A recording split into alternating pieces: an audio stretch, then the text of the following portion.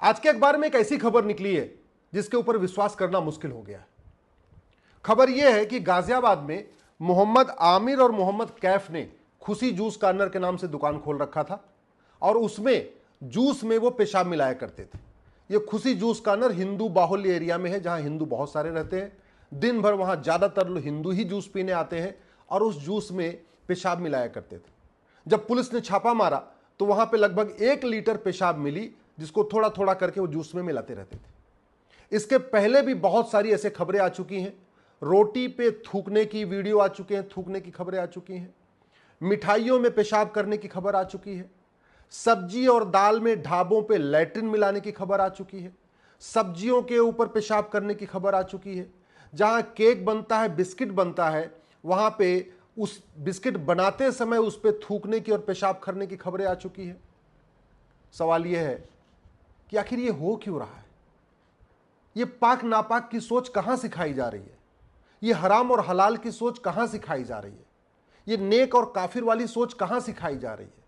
ये तालीम कहां दी जा रही है कि जो नापाक हैं, जो काफिर हैं, उनके खाने में पेशाब करो, उनके खाने रोटियों पे थूको, उनकी सब्जी में पेशाब करो, उनके चावल दाल में लैट्रिन कर दो? ये कहां सिखाई जा रही है? जानते हैं इसका मूल कारण क्या है? क्योंकि भारत में आज भी गुलामी वाले स्कूल चल रहे हैं। जो मुगल स्कूल खोल के गए थे वो आज भी चल रहे हैं। हमने अपनी गुलामी वाले स्कूलों को बंद ही नहीं किया। न शिक्षा में संस्कार है, न कानून का खौफ है, इसीलिए पेशाब भी मिला रहे हैं, थूक भी मिला रहे हैं, लैट्रिन भी कर रहे हैं, सब जूस में भी मिला रहे हैं, सब्जी में भी मिला रहे हैं, फल में भी मिला रहे हैं, चावल दाल में भी मिला रहे हैं, इसके अलावा आपके सब्जियों पे बिस्किट और केक में भी मिला रहे हैं। समाधान एक ही है कि हम दोबारा फिर से भारत में जो हमारी 16 संस्कार की व्यवस्था थी उसको इंप्लीमेंट करें, इन्फोर्स करें स्कूलों में।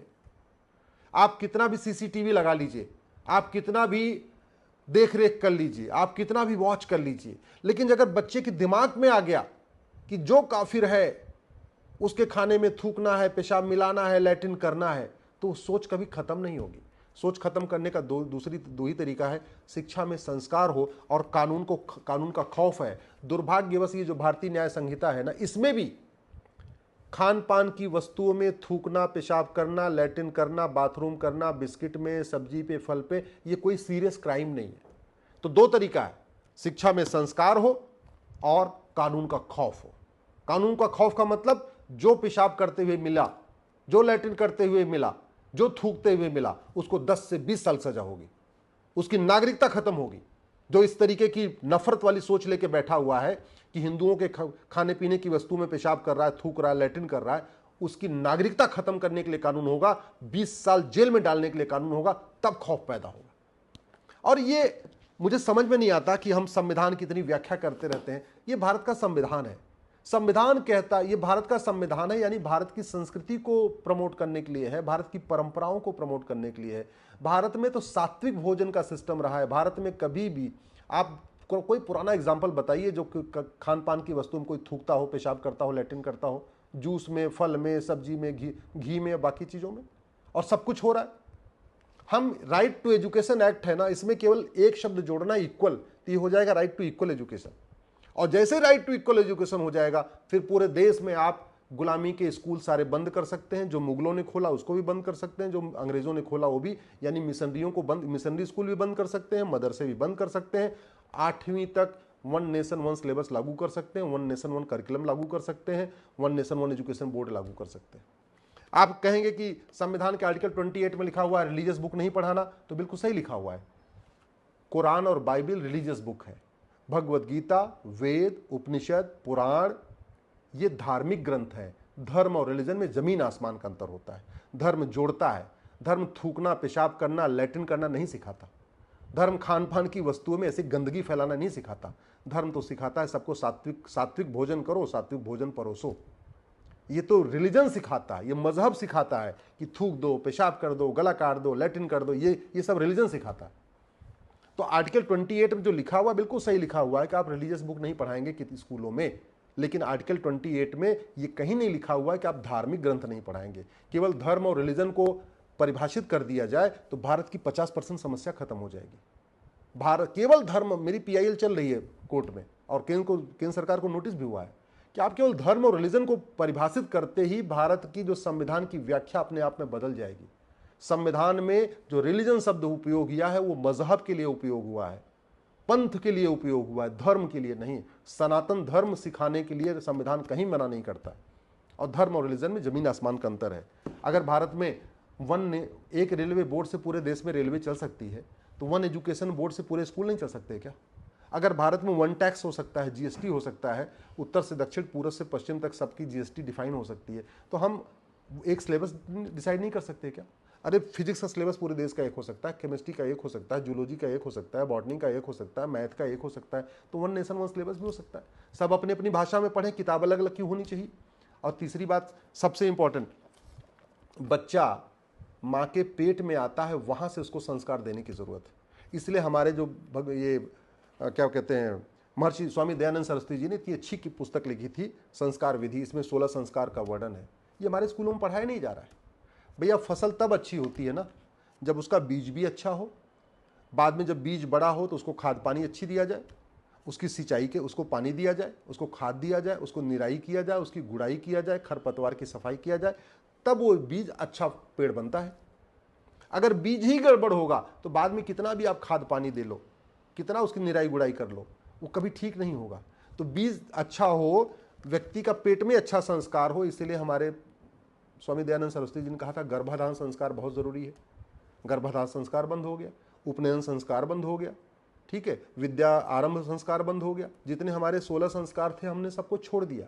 तो अगर भारत सरकार चाहती है कि भारत में सुख शांति आए, समृद्धि आए, नफरत का व्यापार बंद हो, नफरत का कारोबार बंद हो, ये थूकना, पेशाब करना, लैट्रिन करना खान पान में बंद हो, तो सबसे पहले ये स्वामी दयानंद जी की पुस्तक को सभी स्कूलों में अनिवार्य करना चाहिए।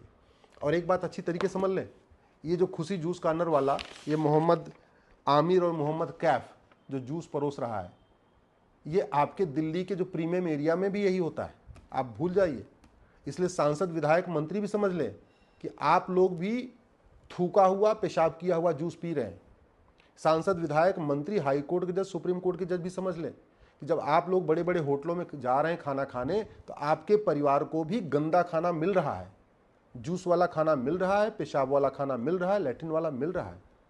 और वो तभी बंद होगा जब भारत में दोबारा गुरुकुल वैदिक शिक्षा लागू होगी, 16 संस्कार लागू होगा, जो भारत की संस्कृति है वो सिखाई जाएगी, जब अष्टांग योग सिखाया जाएगा, जब प्राइमरी स्कूलों में वेद विज्ञान सिखाया जाएगा, योग विज्ञान सिखाया जाएगा, आहार विज्ञान सिखाया जाएगा, नैतिक शिक्षा सिखाई जाएगी, तब बच्चों में अच्छा संस्कार आएगा। फिर वो पेशाब नहीं मिलाएंगे, फिर कानून अच्छा हो चाहे ना हो, फिर भी उतना संस्कार रहेगा। और वैसे भी आप देख लीजिए, सरस्वती शिशु मंदिर का पढ़ा हुआ बच्चा, गुरुकुल का पढ़ा हुआ बच्चा, डीएवी स्कूल का पढ़ा हुआ बच्चा, जहाँ पे भी हमारे पुरानी वैदिक शिक्षा व्यवस्था चल रही है, वहाँ का बच्चा कभी थूकता नहीं है किसी के खाने में, वो कभी किसी के खाने में पेशाब नहीं करता, किसी की सब्जी में लैट्रिन नहीं मिलाता।